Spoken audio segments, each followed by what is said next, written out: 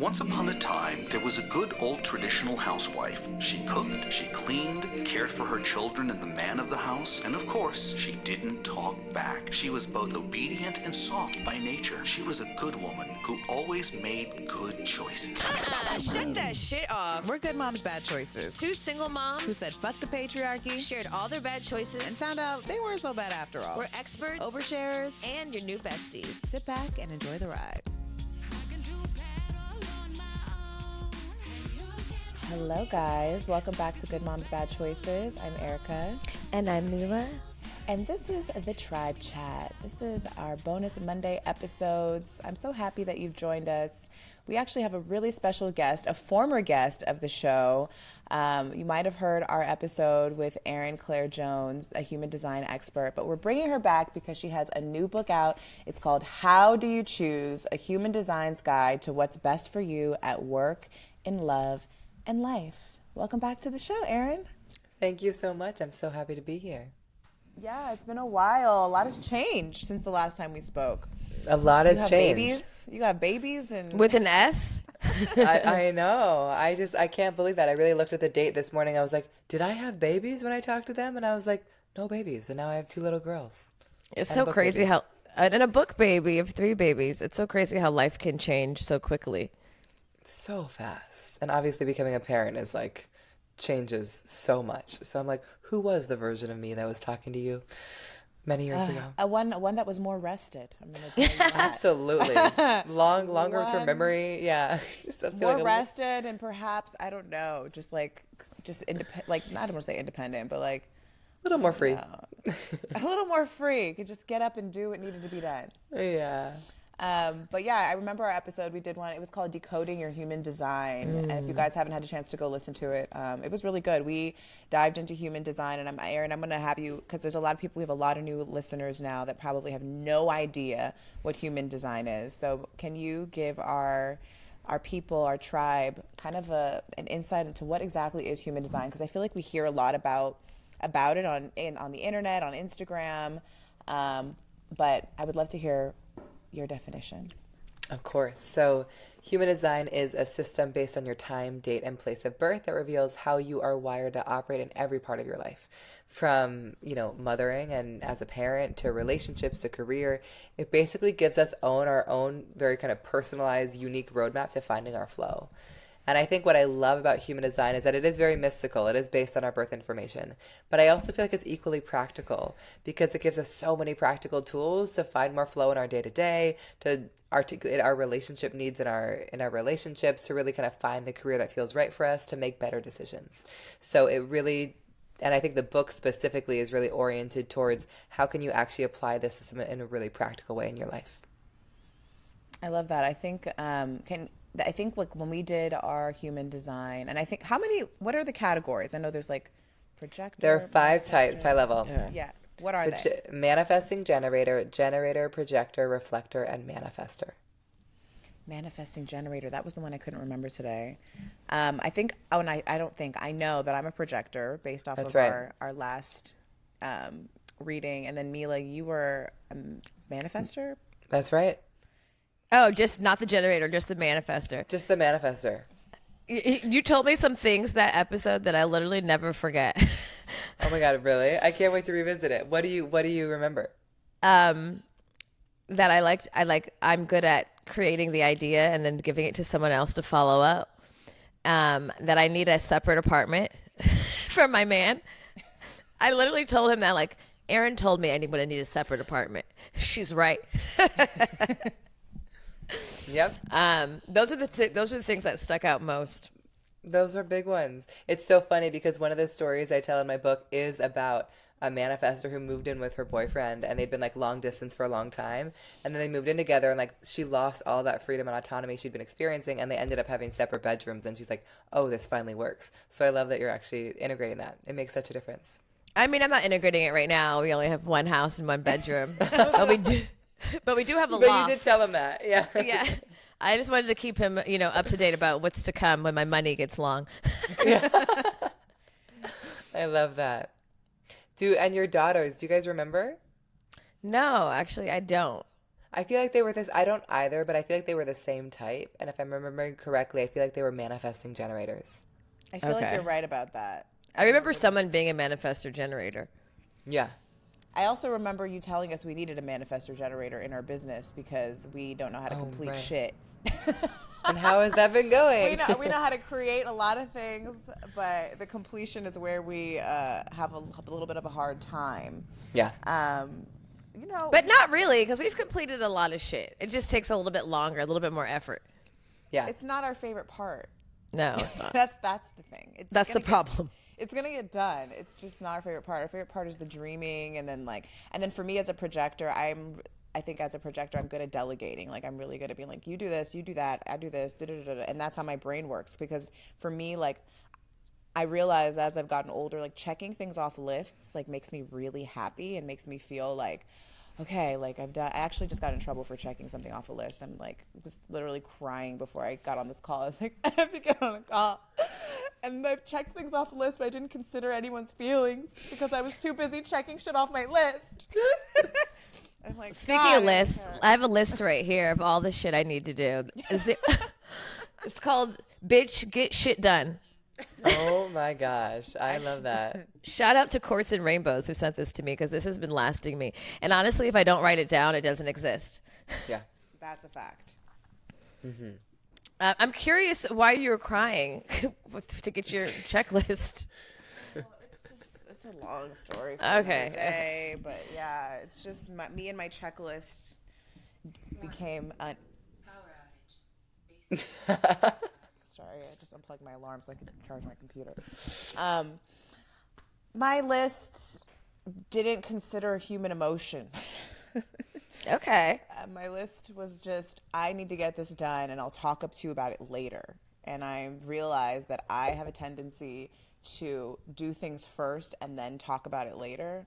Instead of now that I'm in a relationship, like, I'm not used to having to do that. So, and that's why I'm so excited to actually have this conversation with you, because I know that your book kind of dives into just like the dynamics of how, you know, your human design can support and probably also like not Hinder. support your relationship.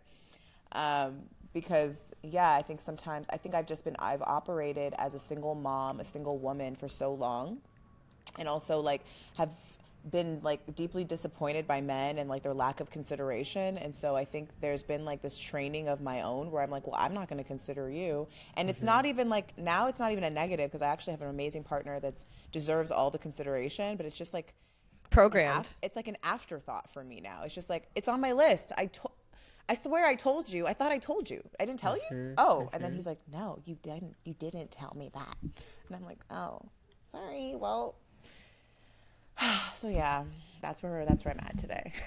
I'm a bad girlfriend today. No, I'm excited. I'm excited to revisit it because I feel like every time we like rehear our human design, it lands differently because you're just in a different place.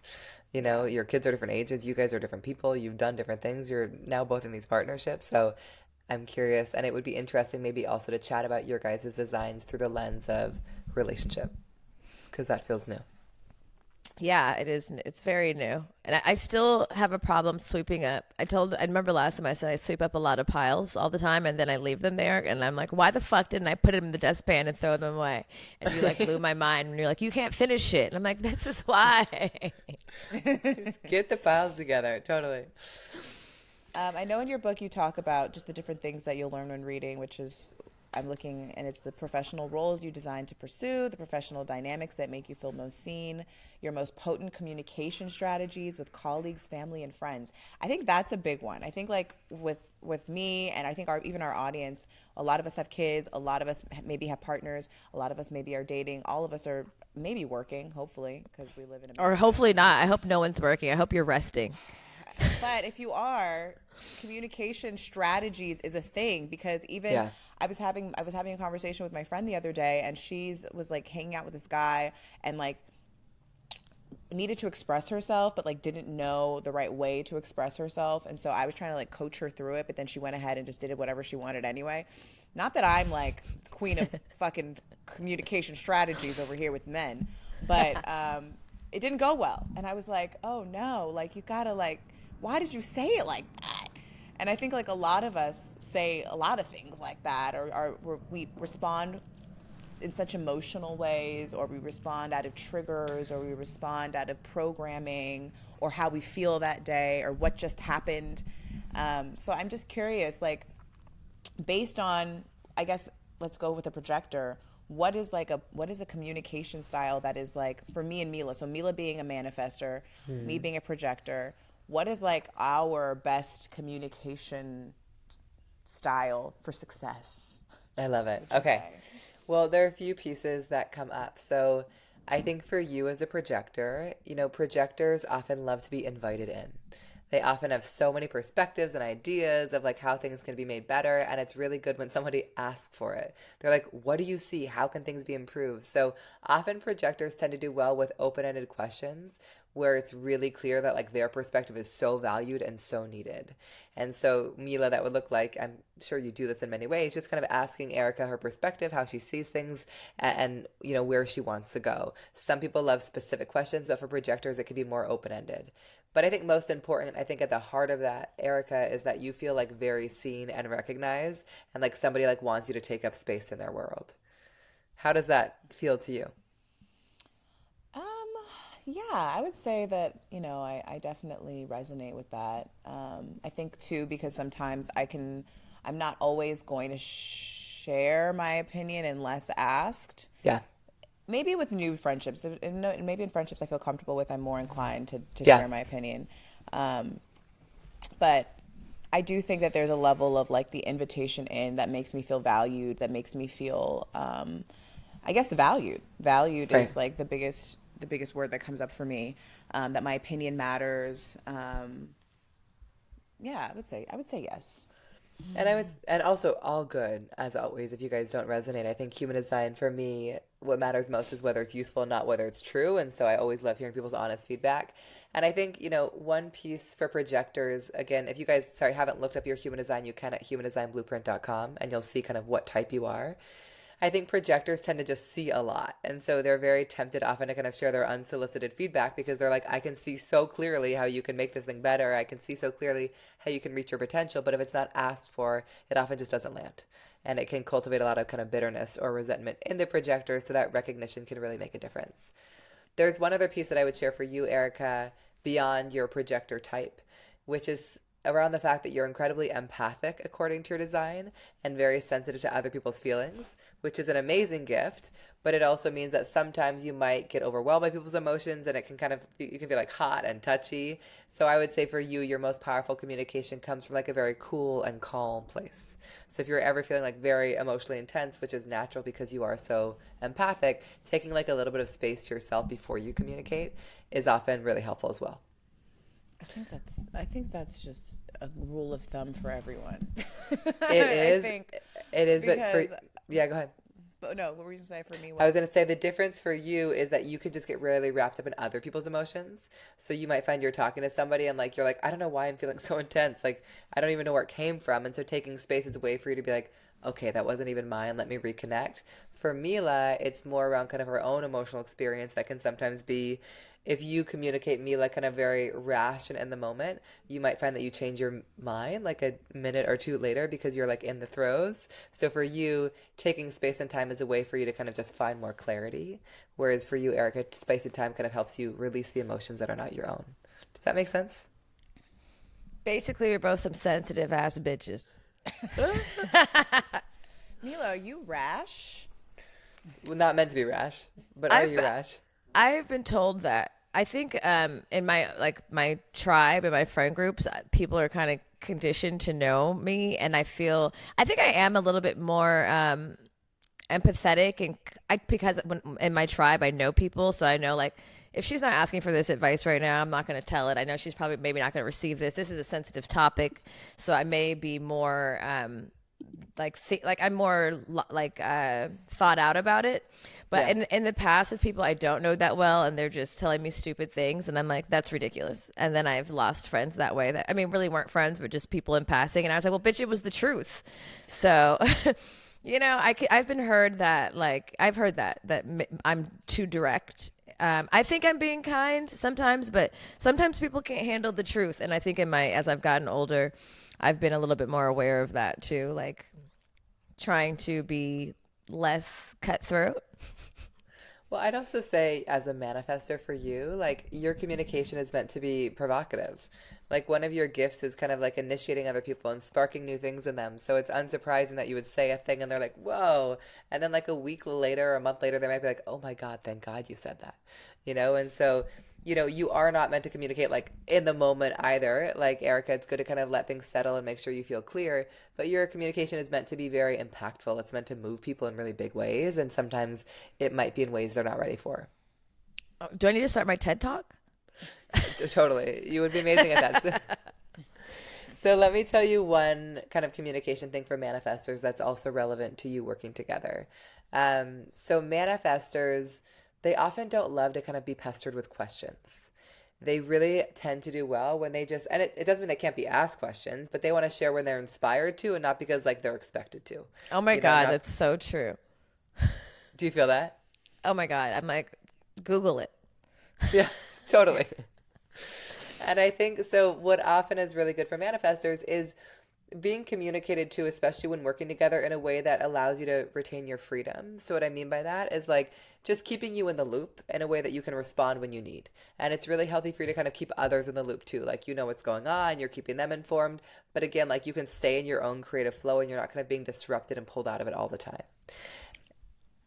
I thought it was ADD. Like if too many people talk to me or tell me their ideas when I'm already like on another thought pattern, Yeah. it completely throws me off. And I always want to be like, can you ask permission before you speak to me? Because my mind can be so one track sometimes. Yeah. And I thought like for sure I have immense amount of ADD and I just can't be bombarded with a lot of talking all the time. But yeah, that makes sense. Yeah. And one other piece I would share around communication is that manifestors in general tend to be very independent, where they kind of like to go off and do their own thing. And sometimes they go off and do their own thing and don't let other people know. And then people can like have reactions to it of like, I can't believe you did this, or they just feel like they were like not included. And so it is healthy, although somewhat annoying for you, when you're about to like go off and do a new thing and it will really impact other people, just to give them a heads up that you're doing it. Like letting Erica know that like I'm going to be offline for a little bit, or letting your fiance know that like I'm coming home late, or whatever the thing is, but just like keeping people like in the loop so they just kind of know where you are, and kind of bringing them into your process often is very important for manifestors, even though it can feel unnatural at first. It is unnatural for me, particularly in a relationship. But I think it's because I think I'm going to be in trouble. But like now that I'm in a relationship that it's safe, I'd be like, I know it's 1 a.m. I'll be home in an hour. Like I'm less like before. I'd probably avoid answering the phone, or I'd make up something, or I'd be nervous to say the thing. But now I'm like, I'm outside. I gotta go. Yeah. It's so funny you say that, because I feel like I work with so many people with manifestor children, and they notice that same dynamic where it's like they need to kind of create this very safe space for them to just like keep them abreast of what they're doing. And if they don't feel safe to share it or feel like they're going to be shut down, then they just like end up not saying anything. So I think really having this very healthy communication dynamic where you're like, I can say what I want, I can do what I want, I don't feel restricted in this way, and I'm just letting people know because I respect them. Do you feel that way with me, Erica? That I'm sneaky? I have at times, yeah. I would say, well, maybe in the past when you were having like, weird relationships with people that you shouldn't have relationships with. Yeah, I mean, no, I was very much being sneaky. I was hiding it from you. Not weird and sneaky. Not the Scorpio calling me weird and sneaky. You asked, bitch. I know. I'm just joking. I think that I don't know. I think me and Mila talk every day, so there's not like I don't really ever feel like Not in the loop. like you're being sneaky or weird.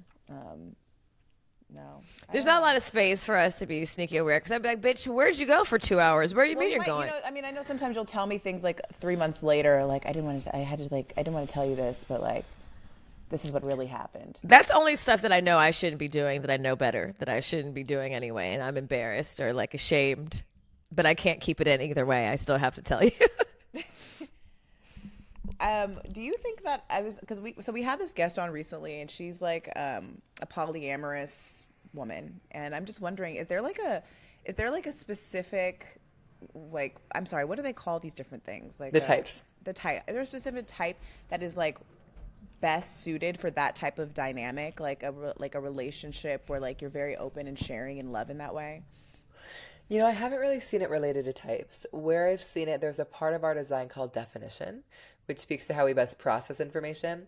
And there's one definition, neither of you are this, but it's called triple split. These are weird names, but it basically means you like need a lot of different stimulation throughout the day. Like you need different people and places, and sometimes that can mean partners. Like obviously I know so many people with this definition that are not polyamorous, that are not in multiple relationships, but I've also seen a number that are, so they just kind of need lots of different stimulation, which can show up as partners or clients or whatever. So that's where I've seen it show up the most. I think, my belief around human design is that it doesn't really limit like what we can do. Like it doesn't tell us that we can't be in a polyamorous relationship, but it tells us like how we can do that thing best, like in a way that will actually feel sustainable for us. Nice. Interesting question.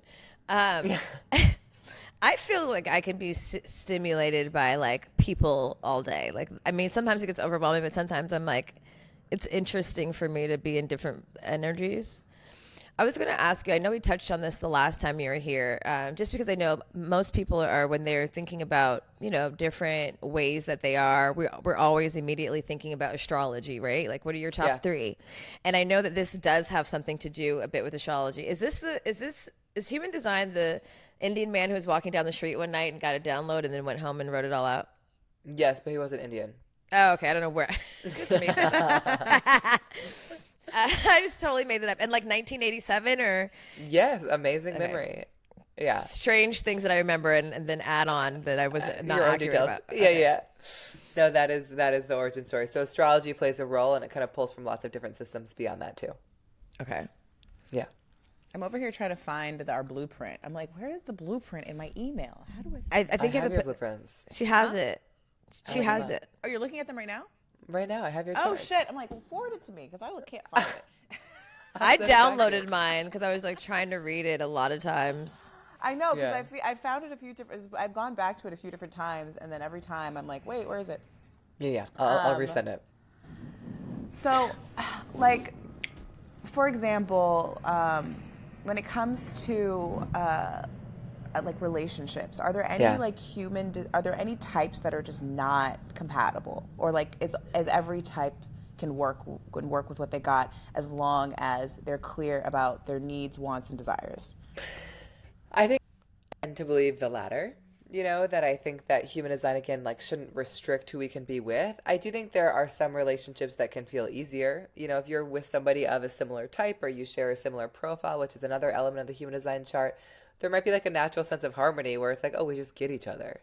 But I also find that we're often attracted to difference. I'm married to somebody who's got a totally opposite design than mine. You guys have very different designs in many ways. And so I think, to your point, as long as we understand our differences, I think anything's possible. There are a number of different stories I tell in the book of couples that came to me who were really struggling for various reasons, and often when we went into their design, they're like, oh, nothing's wrong with us. We're just different. Like in one case, it was a manifesting generator and a projector. And she was like, my husband like is a go-go-goer. He's like doing so much. I can't keep up with him. Like, I don't think this is sustainable. And like, it was because she was trying to keep up when she wasn't meant to be. Like, he was meant to be a constant doer. That was not her gift. She needed a lot more rest. And like, once that difference was understood, things really began to flow. And then I tell another story of two people that came to me, and one of them was meant to make decisions instantaneously and in the moment. And What kind of design is that? What design is that? that person had what we call a sacral authority. That's another part of your chart around authority, which we can talk about for you too. And then her partner had what we call a Veda lunar cycle authority, and he was meant to take it a month before making big decisions. And so when they came together to me, they were like, we're trying to decide whether or not to move to the East Coast. And she was so frustrated by him because she felt like he was waffling. But he was just like going through his process of like finding his answer. So I think in relationships, we often can struggle because we just don't understand how different somebody is. And same with parenting. Like, I have now a manifesting generator daughter and a manifestor daughter. These are two daughters that are like so different than me in every possible way. And I think human design has been such an amazing tool to be like, I have no expectation that they'll be anything like me. What are you? I'm a projector, like you. Oh, you're a projector. Oh, okay. Yeah. What's our downfall? Help me. Why Projectors? did I not tell my boyfriend? Why am I checking off things off my list without talking to my man? Well, one thing I'll say about projectors, and I'm curious if this resonates with you, like as projectors, we are not meant to be these constant doers, you know, and like we're meant to work in these like intense bursts, and we're much more efficient. I would say, even especially in your design, like you are so fast when the energy's there, but you're meant to kind of follow that up with a lot of rest. But as projectors, one of our biggest shadows is being overzealous and not knowing when to stop. And so just going, going, going. So like there might be some version, this maybe is not what happened, where you were like, I'm just like really feeling accomplished by getting things done, that you like didn't quite know when to like walk away and be like, this is maybe not the most important thing right now, you know, or I can like take a break. I think as projectors, we often have a hard time at first, and maybe you're good at this now. I know I'm still learning, of like really allowing a lot more space and rest and pause in our days. That's often when we're at our best. Like, how do you feel like you relate to rest? Do you feel like you are good at taking it? I think I've had to learn it. I'm still learning now, but Yeah. I will work myself until I crash out. And Same. so Yeah. and it's because I'm doing work that I love and I enjoy, and I also, it's the crossing shit off my list thing. It's like let's just get it done so that I can get to the rest. But then I realize that I don't get to the rest still, like, or in the past I don't always get to the rest. Then I'm like, okay, well, now that that's done, what else, you know? And Totally. so it's been challenging, because I think people look at me as very ambitious, and I am very ambitious. I have a lot of big dreams, and I've accomplished a lot of things because of that drive, because of that exact quality. And I've seen it. It's interesting because I've seen it in my mom in ways, but my mom actually rests a lot. I'm curious what my mom is. She works really hard, but she's always like taking time for herself. She has her morning walks that's non-negotiable. Like, Yeah. you know, she goes to the spa. She's always done that. Like, prioritize like just little simple pleasures that like she knows help overall. Whereas for me, I think in the past I haven't always prioritized those things. I've just been like, all right, whatever. Like, I'll get to that eventually, or and then unfortunately then like everyone pays, because then my attitude's fucked up and I'm tired and I'm annoyed, and I'm not even annoyed at the person that thinks I'm annoyed at them, but now they think I'm mad at them, and I'm not even mad at them. I'm just fucking tired and I'm annoyed by someone else that did some other shit, but now I don't know how to like compartmentalize my annoyance. So now everyone's like, oh my God, Erica's mad again. And I'm like, I'm not even mad at you bitches. Yeah. I'm just tired. Right. Whoa. I get it. So yeah, just projector. Wait, I have one more piece to add on this for you. I'm curious if this one lands. I think just know that as a projector, like you are very susceptible to overdoing and not knowing when to stop. And so, like you said, I think it does take a little bit more effort for us to just create space where it's like the intention for this moment is to be unproductive. Because I know my temptation when I have rest, which is, I'm going to be honest, not so often right now at this moment with two young girls, but I think that like I'm tempted to make my rest productive. It's like, what can I clean? What can I organize? What podcast can I listen to? What course can I catch up on? And it's just like, Literally. what if I just like, the goal is not being productive. And so I think that's been really helpful of like, and fiction is so good for me for that. But finding ways to just like not try to produce more in those down periods, but to really find the kind of mental rest or physical rest or creative rest that you need. The other piece that comes up for you around the lists, and this is actually true for both of you, is around the fact that you guys are both meant to be so easily inspired by so many things, which is obviously the coolest gift, but also very easily scattered. Like So many ideas. So many ideas, like way more ideas than you can ever make manifest, like just, and you can get pulled in so many different directions. And according to your designs, like you guys are not people that do well without much structure. Like if you wake up in the morning and you're like, okay, what am I going to do? You can like, just like ping pong between different things and end the day and you're like, I don't even know what happened. I didn't do shit. Did we do anything? I didn't do anything shit. get done except I just ran around in circles screaming. Totally. Right. So the recommendation is to, yes, use to-do lists, but very intentionally in like a very focused way. What I would say is like using lists of like 2 to 3 things each day. Like what are the most important things that I can do? So it's not just like going without an intention of like, but these are the things that would like allow me to end the day and feel really successful, feel really peaceful with what I accomplished. And so I think that's another way to look at your to-do list of like, was everything on there worth it? I love that idea of it, like having like the last thing on your list feel really good, like that makes you feel like you've been successful, that makes Yeah. you feel like you've accomplished so that when you're finally put that list down, you don't feel like, what the fuck happened? Right. And for me, that last thing and what I I've known this, but like I always work out in the morning, but the other day I worked out, or a few days ago, was it yesterday? 2 days ago? I worked out in the afternoon after we had recorded like we've been recording all week, and like I ended up working out at the end of the day, and that was like a thing on my to-do list, like I gotta work out. And I was like, when I got there, I was like, oh God, I don't want to be here. But then when I left, I was like, oh, I'm so happy that I did that, even though it was a thing on my to-do list. And yes, working out is supposed to be great for your body, great for your mental health. But like sometimes it's just a doing. Yeah. And I think that for me, as putting it in that way, that is what that would be like for me. I love that. I feel like it does reframe the to-do list, where it's like often like, what is the thing that will like feel good to have done? And maybe like the doing of it will not always be enjoyable, but on the other side, it will feel worth it.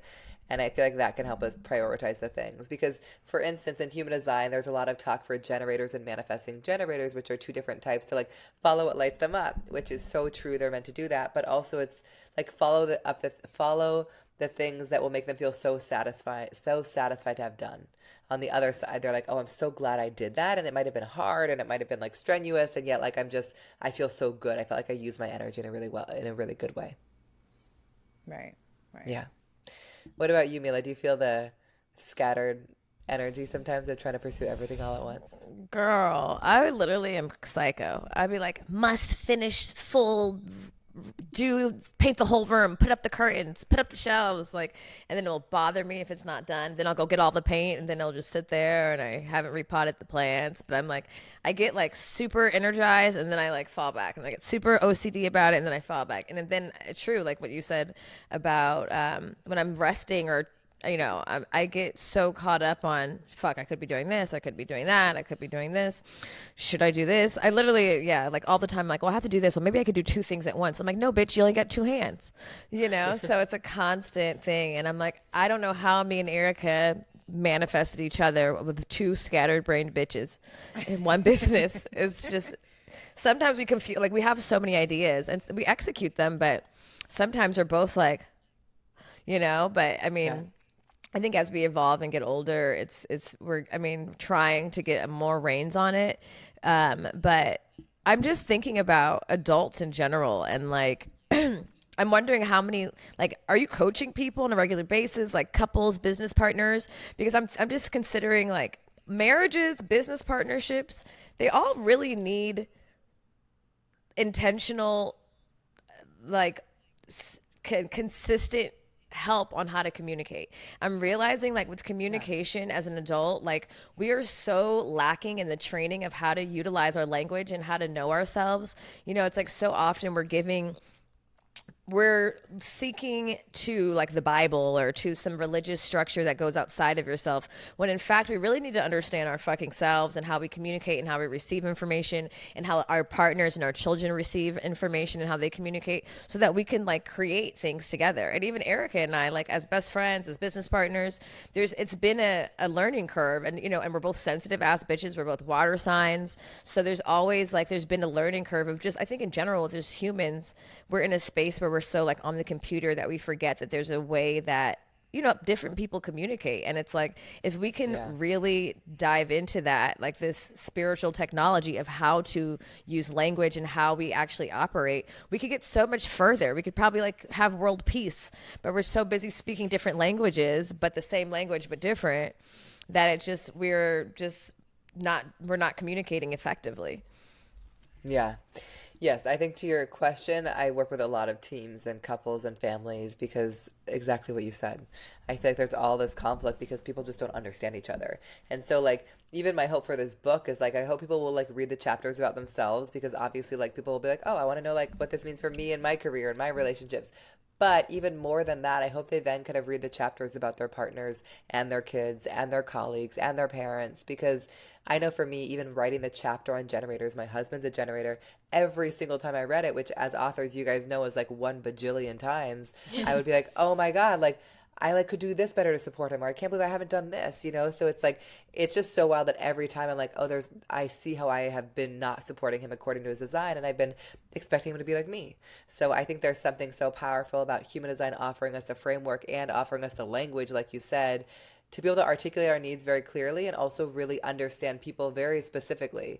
You know, I talked about communication for the two of you, but you might be somebody who's a generator or manifesting generator, and you might find that when making decisions, you like to be communicated to by being asked very specific questions. Like, let me take my husband, for example. If I ask him what he wants to eat for dinner, it's like a blank stare. Or endless possibilities. But if I'm like, do you want to go out or cook at home? Do you want to eat this or this? If I give him two options, yes, no, he's like, absolutely that, absolutely not. You know, and so I know that for me, when I pose specific yes, no questions, I'm basically bypassing his mind and speaking straight to his gut. And so this is so helpful in interacting with people. Like I sit in sessions with generators all the time where they'll talk around a possibility of something. And then I'll be like, but do you want to do it? And they're like, no. And I'm like, God, it's as simple as that sometimes, you know? So I do think when we really take the time to understand ourselves and others, like, things become a lot easier. Now I want to know what my boyfriend's human design You got to is. look it up. And I think Orlando's a projector. And I don't know his time of birth, and he's mad at me right now, so I can't ask him. It's not the time. Texas mama. I just text Orlando's mama. Hey. But doesn't it make you so curious to understand the other people in your life?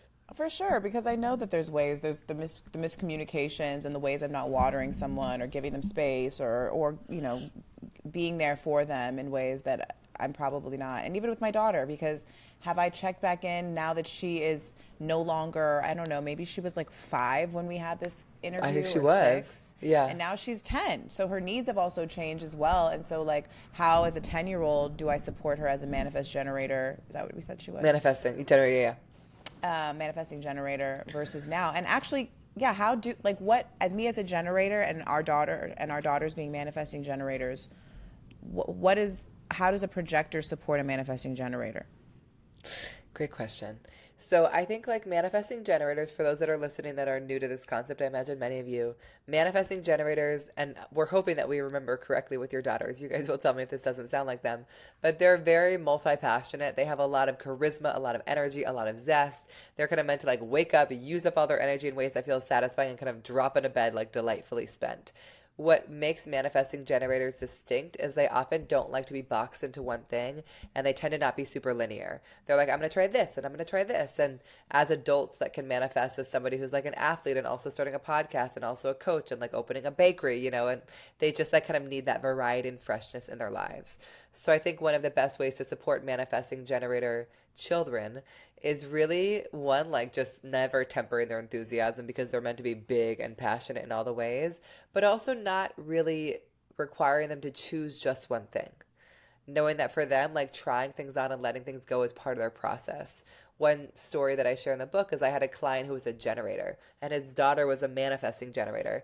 And he came to me and he's like, Erin, like my daughter is so unfocused. She's like playing lacrosse and softball and volleyball and soccer and like she won't choose a thing. And I was like, she's not meant to. She's like doing it perfectly according to her design. Like you're somebody who's designed for mastery, but she's meant to explore the variety. So, I mean, do you guys see that need for variety with the two of your kiddos? I would say that actually my daughter's a projector. What? I just went on to humandesignblueprint.com like you told me to do. Perfect. And I think it says Irie Gibbs is a natural connector with overflowing wisdom and insight to share. And then the type, that's what should be, right? Projector?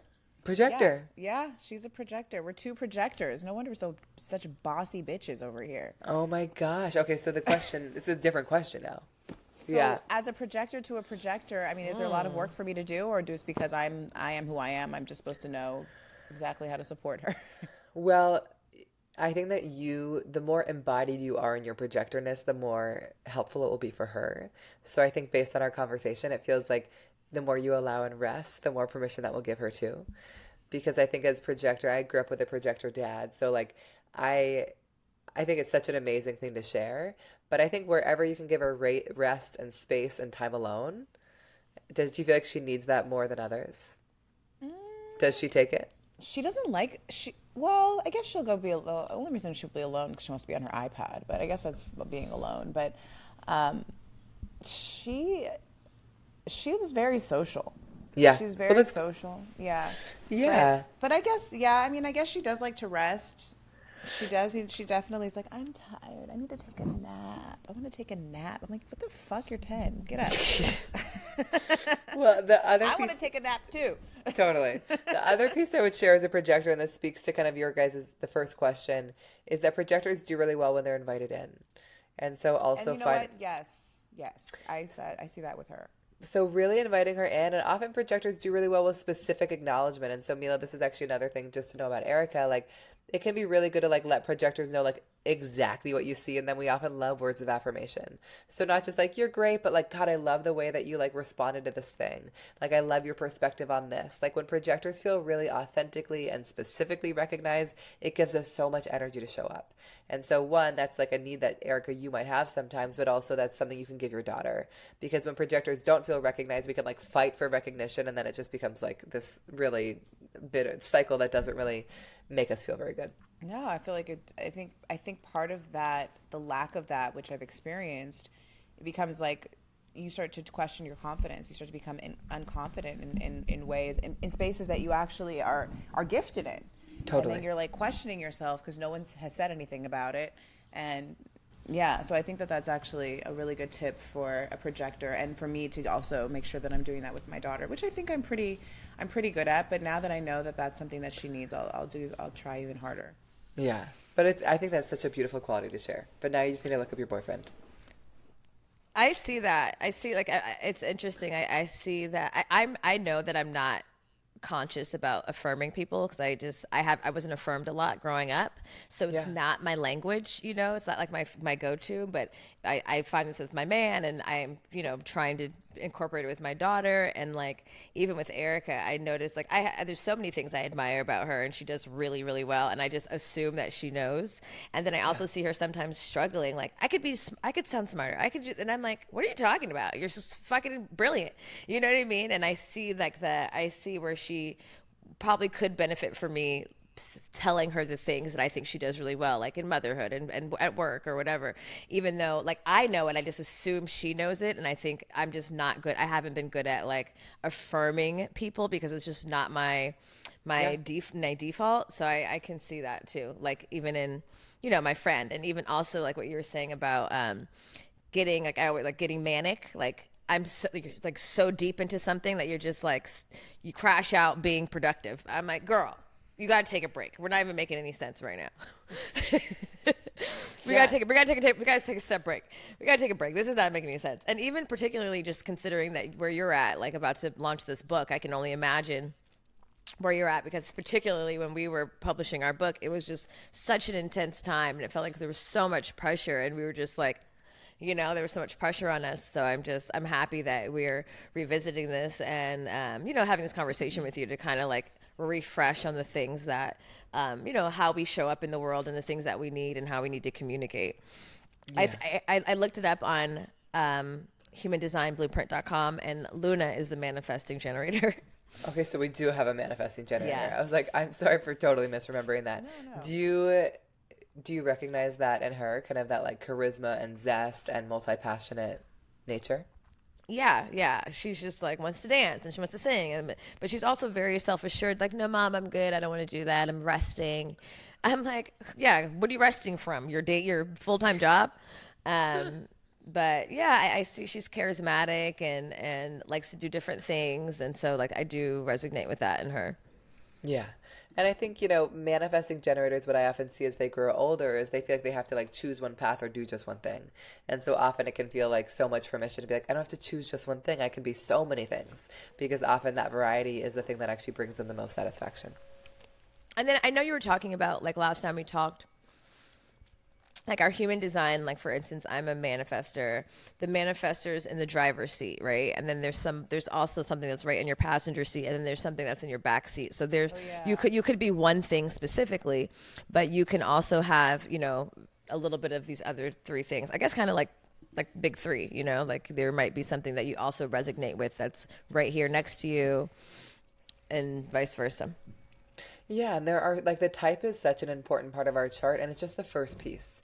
Like the blueprints that you guys have, and these are just kind of hyper personalized guides to your design.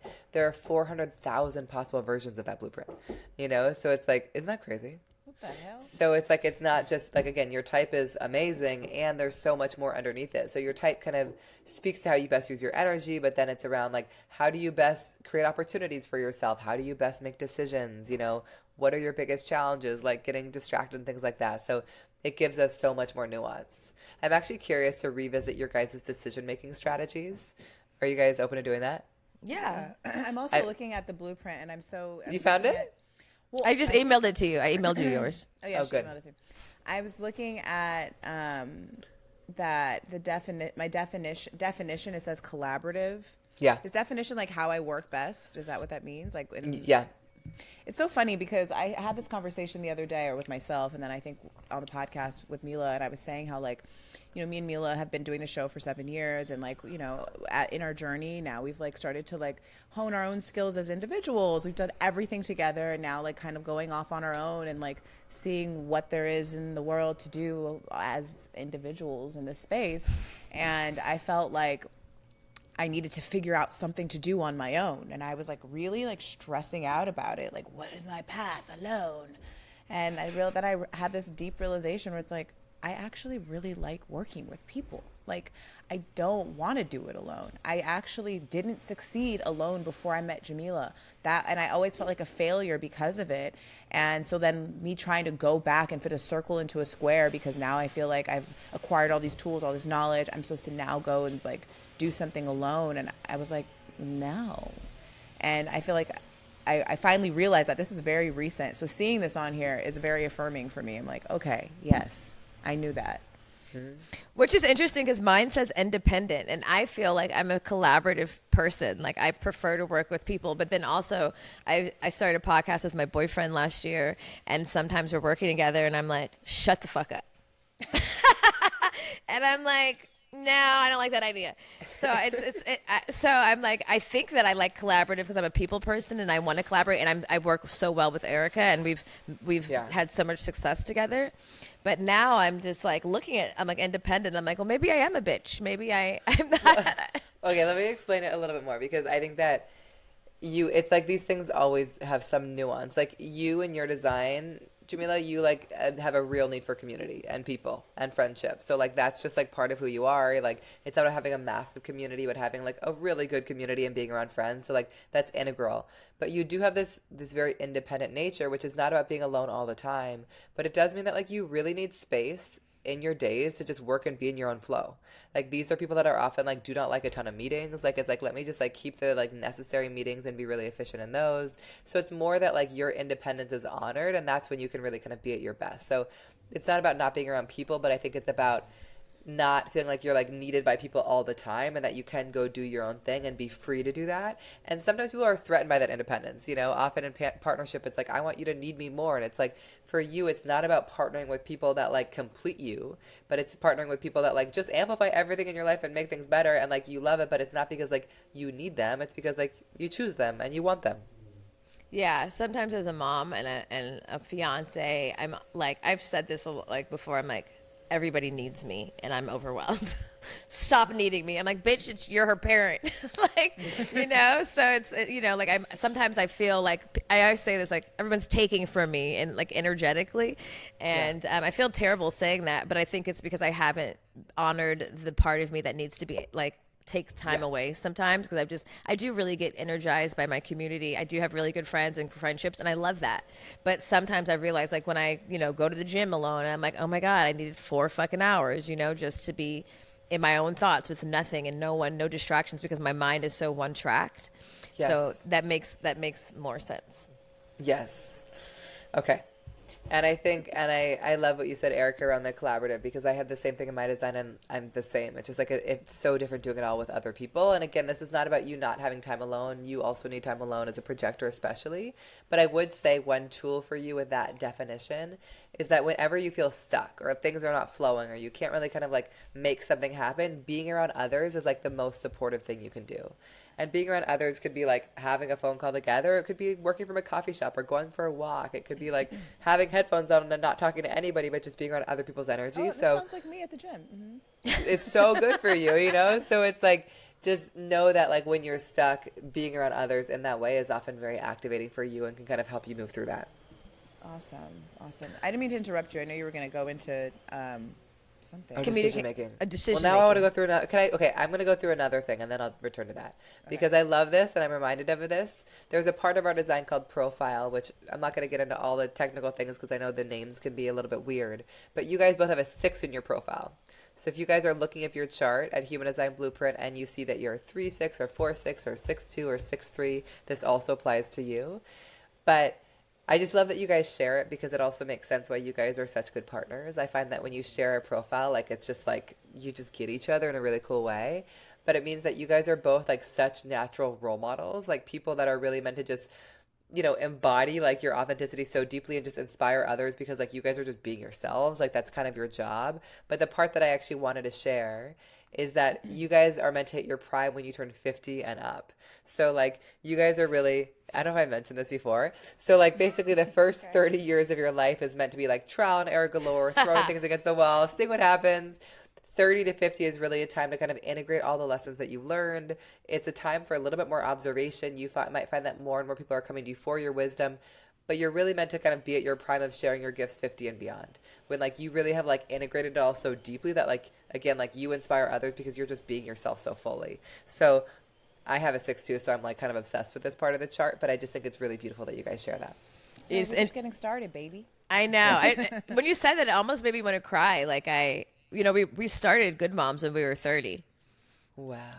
Like literally I had just like we had just started the 30s. Like it was very the beginning. And we've been doing this for 7 years. And there was prior to that was a lot of, I don't know what the fuck I was doing, but this last, decade has been so life changing just because like trying to start to sort things out. And I resonate with that so deeply because I'm like, oh, 50 shit.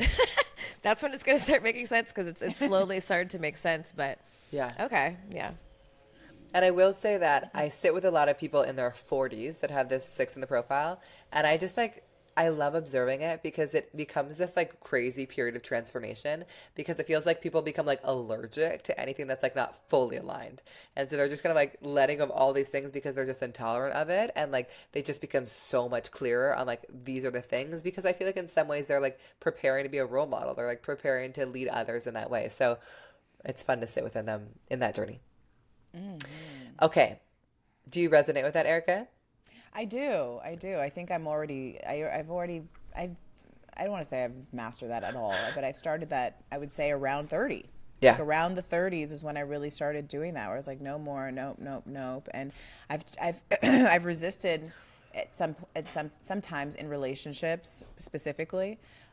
Typically with work, no, like very much like me and Mila, and I think individually too, like my intuition, if it's like not aligned, I'm like, we're pretty much like, okay, well, it's not aligned and we know something else is on the way. There's not like forcing anything or anyone or any situation to try to stay and figure it out if it's doesn't feel good. Yeah, exactly. Okay, the decision-making piece I just wanted to mention only because the book, a big part of it is around decisions because we're all making decisions every day. Every day, so many. And you guys are meant to make decisions very differently. And I don't remember whether we touched on this the first time, but Erica, for you, you're meant to be actually a very spontaneous and fast decision maker. Like it's this kind of quiet whisper of your intuition that speaks to you, and then you're meant to just take action. But I will say of all the possible ways of making decisions in human design, yours is the absolute quietest.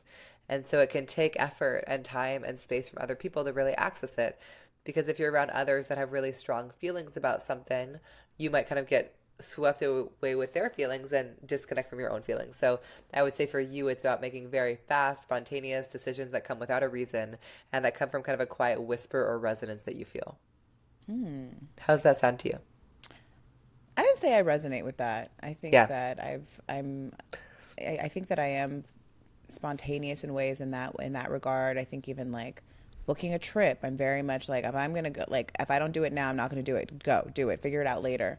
I think even in our business, there's been times where like we've been like interviewing people and I'm like, we're hiring her. I know it. This is it. And Mila's like, bitch, we just like, wait, hold on. I'm like, I don't know. Her face seems not trustworthy. And like, but granted, like even with those choices, those quick decisions, even if they don't work out, I always feel like there was a reason why we moved forward in that quick decision, and it benefited us to get to the next person or the next thing. But I generally know pretty quickly whether or not like this is going to work or feel it out. Although I have been wrong. I've been wrong, and that's probably layered into just some other shit, just like being judgmental or allowing someone or something to mirror another situation and it's not the same situation. We're not going to always be right. We have to be wrong sometimes to learn. Right. Yeah, that's right. But I definitely say, like, I'm very much usually very quick to know, and that's also hasn't always been great for other people because they think like, what the fuck, like she's leaving? Yeah, I don't want to be right. here.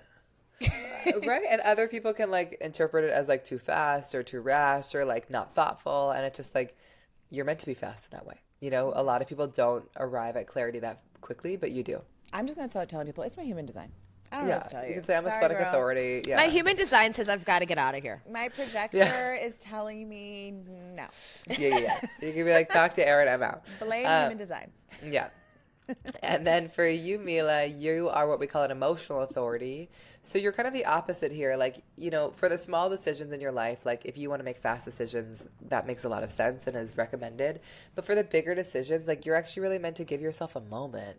And it's not about like giving yourself a month or creating a pro-con list, but it's just giving yourself like a day or 2 or 3 and seeing if your excitement sustains, because you're somebody who might experience a lot of emotion around a thing. Like you might be on an emotional high and you're like, yes, I'm into it. And then you might wake up the next day and you're like, I don't want to do that.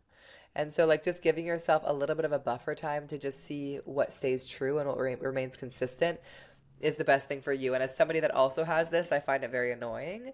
And yet I've just often found it so worth it because I tend to really regret the decisions I rush into because I change my mind.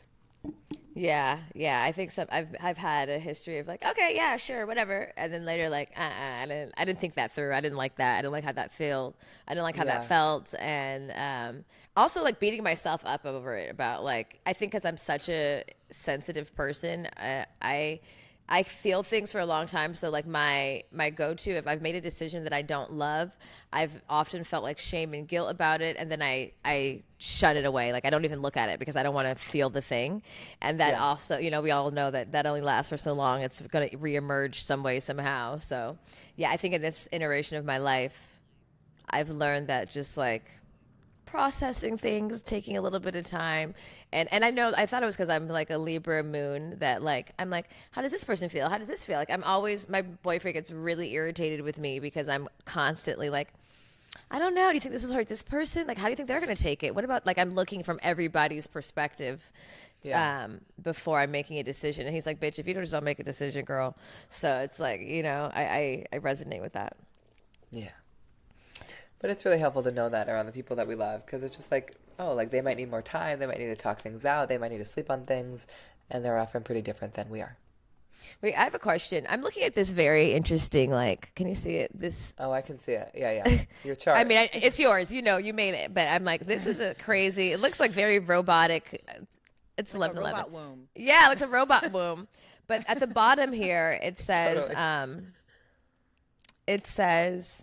right angle cross of the vessel of love, 15, 10, 25, 46. What's incarnation cross? The incarnation cross basically speaks to kind of like your greater purpose and kind of like what you're here to do.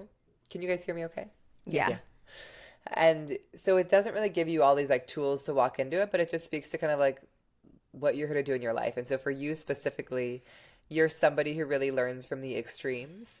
You're kind of meant to go to the extremes in life and kind of gather all the wisdom and bring it back and share it with us. Do you feel that? I'm pretty extreme, I feel. I feel that for her. I feel it for her. I'm like, bitch, did you really have to do all that? Yeah.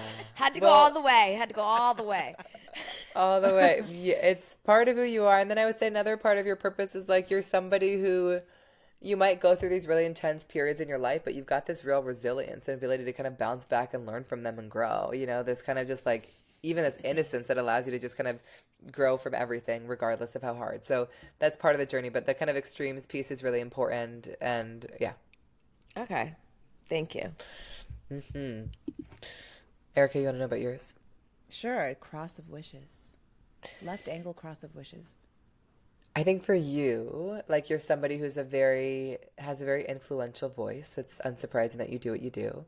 But you also are somebody who's like a very natural caretaker and nurturer in many ways. But I think for you, it's all about having a lot of discernment about who you take care of, what responsibility you take on, and like what you can actually be genuinely responsible for in your life. Like obviously not somebody else's happiness, but like your day to day or your daughter, things like that. So you do have this very nurturing energy, but you're meant to kind of wield that really intentionally and not, sacrifice your own well-being in the process.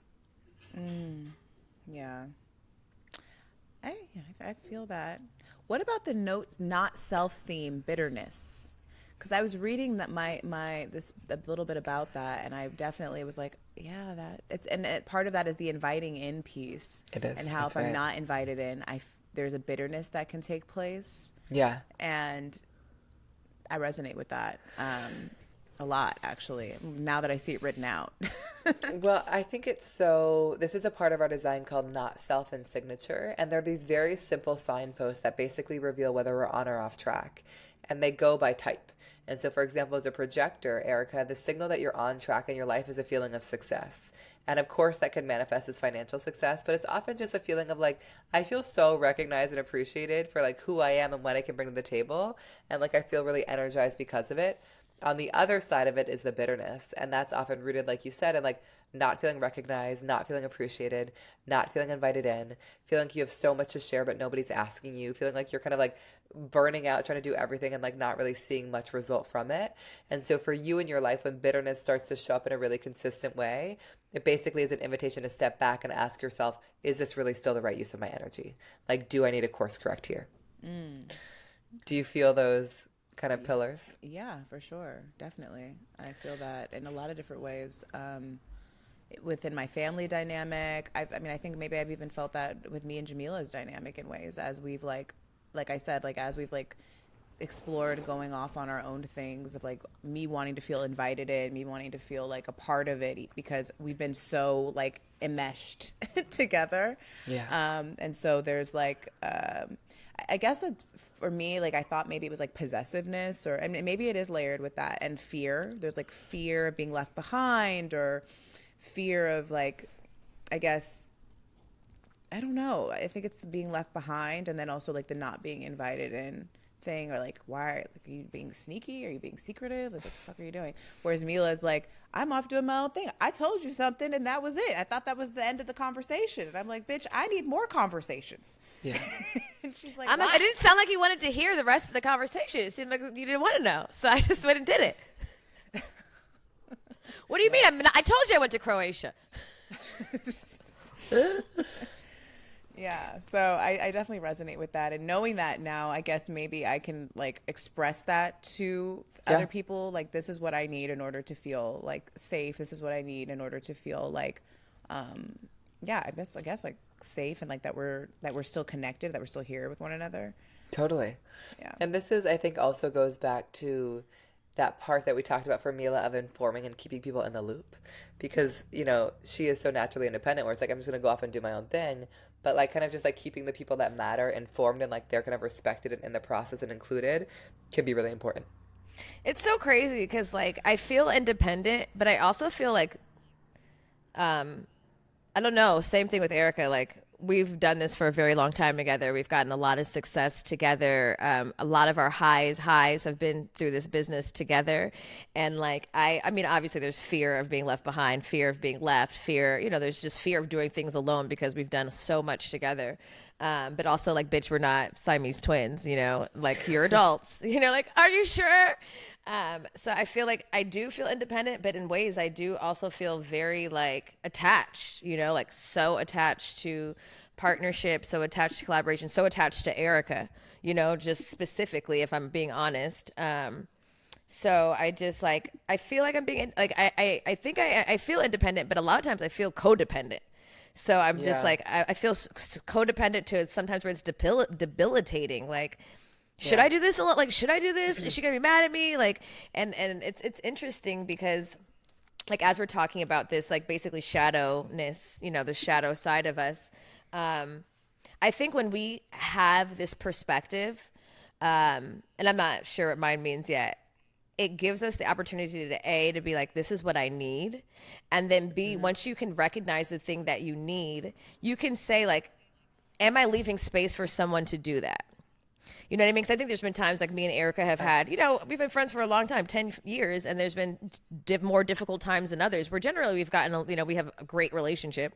We're best fucking friends. We're sisters. But then there's times where I'm like, well, did you want me to tell you? Because you didn't seem like you were like really open to hearing this conversation. You didn't seem like you were receiving it. And I'm so sensitive. So I'm like, if you're not smiling and keying with me, then I'm just going to shut the fuck up. You know, like it didn't seem like you wanted to know. It didn't seem like you cared. And so like I'm going off of like her energy and she's like, bitch, why didn't you tell me? And so there's all these like these components, you know, here.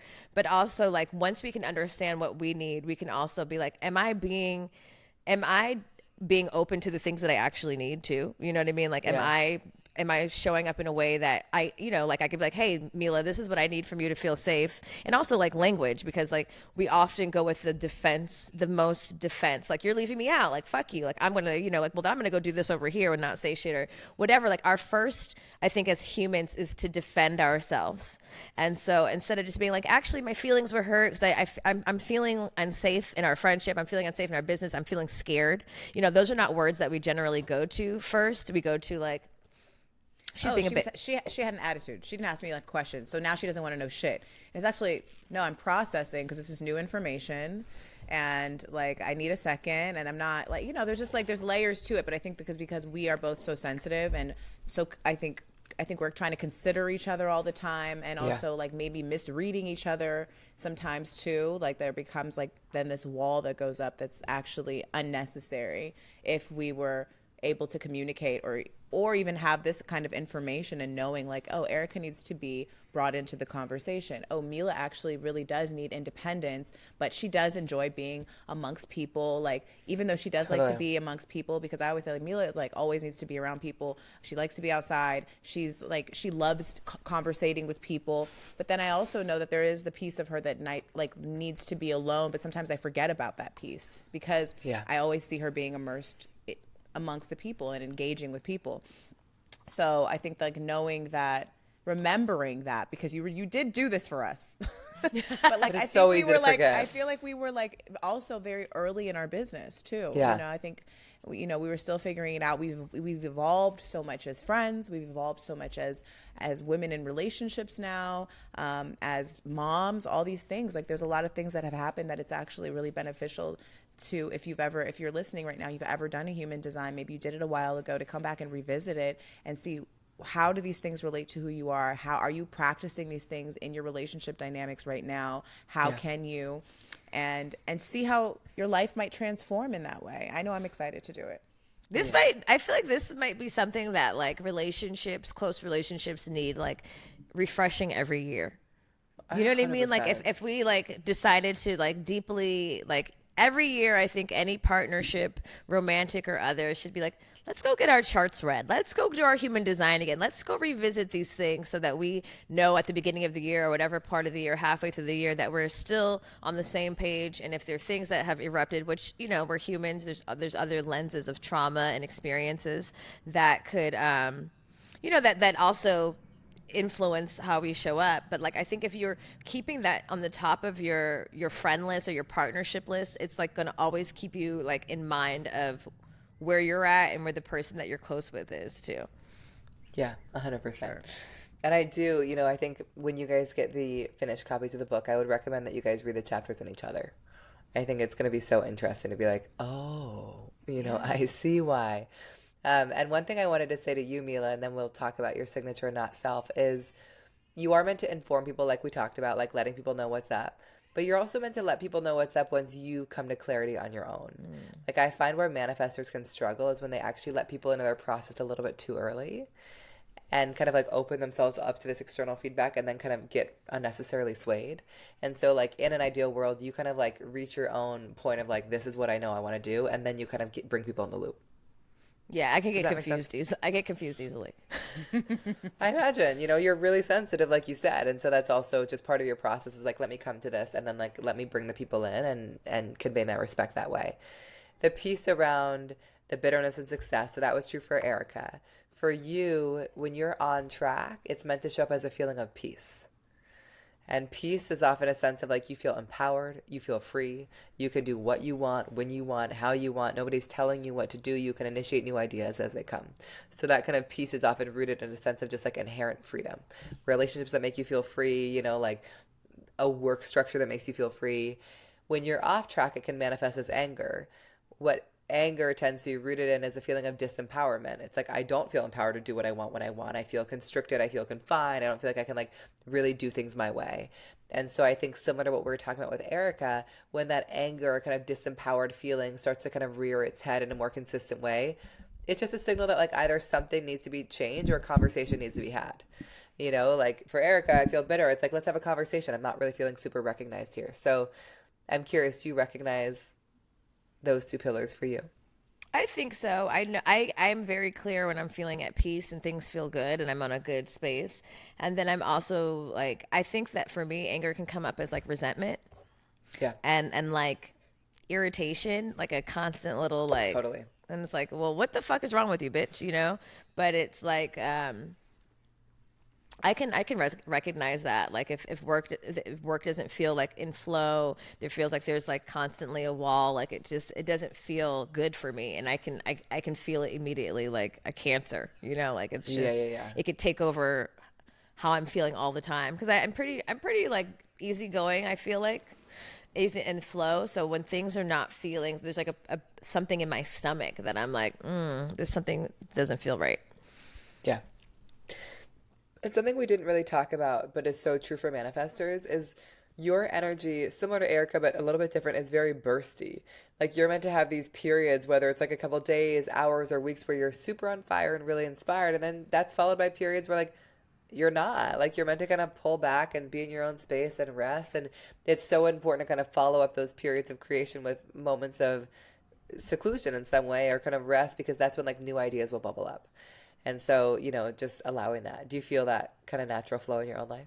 Yeah, I think we've actually like created that natural flow in our own life by having work that requires us to be in America and to be in our computers. And then every couple months we're like, okay, we got to go. We go do work that requires us to be in person and be at the beach with our titties out. You know what I mean? Like that is like, it's still work, but it shows up differently. And every time like we're about to leave on Monday to retreat and I'm like, this is what needs to happen right now. Like I'm feeling that energy of like, we're still working, but it's at a different level of work. And like, we just, we did that in February. So like, it's about that time in April and then it'll be about that time in June and August. And so like, I think we kind of have built this life where we kind of get to ride that wave of rest in some ways, even though like we're still working, it's still like a different type of work. And I think like in subconsciously we have built a life where that has kind of honored how we work together. Because I think sometimes when we do finally go out of town and we're alone and we're like settled, we're like, I got a good idea. You know what I mean? And then we can kind of like let it be birthed and like talk about it and like, you know what I mean? It just gives us a little bit of period of rest, which I think is really important. Yeah. Well, I love that because you guys both have that need for the ebb and flow. So it feels like that's a thing that you guys can build together. Whereas a lot of people don't have that ebb and flow. It's a more kind of consistent, steady stream of energy.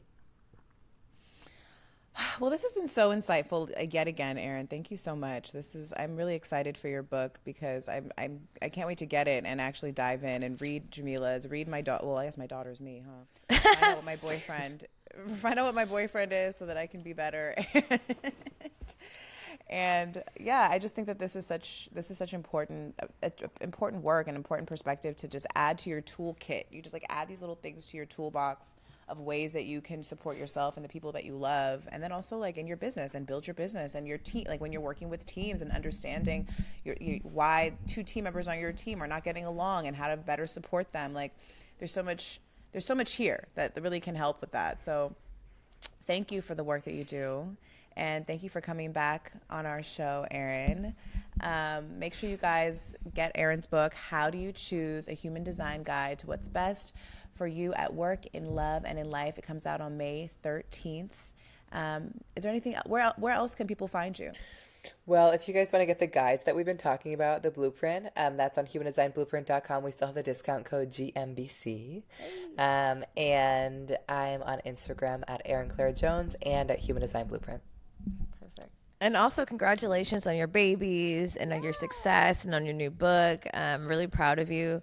You know, as a woman, putting a birthing work out into the world that's going to live forever is, you know, I know it's so special and beautiful. And just the fact that you're helping your community, you're helping us, you're helping people like recenter themselves and understand how they relate to the world. And I really, truly appreciate that. And I'm inspired by you. Thank you guys for saying that. So nice to see you. You too. Thanks for having me. All right, tribe. Well, make sure you go subscribe and leave a review on this episode if you haven't already. Make sure you follow us at goodmoms_bad choices. Follow the retreat at the Good Vibe Retreat. We have a beautiful summer retreat with the ladies happening. 2 summer retreats. We always do. There are annual summer retreats. And we do have a few more spots left for our couples retreat in June. And yeah, take care of yourself. Bye. Yeah, I'm living so good, can't you tell? I went through a drought, that's until I found a well. Made my heaven on earth, I used to be broke as hell. Now I got the blues dancing like Beyonce Giselle. Throat chakra popping, it's power in our voices. Patriarchy kept it in the box to exploit us. Women put the P in power, so it's pointless. They want me to be good, so I made bad choices. Bad mom, not a bad mom, but a bad mom. Get her Zen on, put cannabis in her bath bomb. Walked in, boss was capping, I blew his cap off. Top dog now, I'm immune to the cat calls. Curvy in the waist, but straight to it like a dollar sign. Mother and a lover, intuitive like a water sign. Warrior in the winter and sensual in the summertime. I do it all, ain't no one I need to run it by.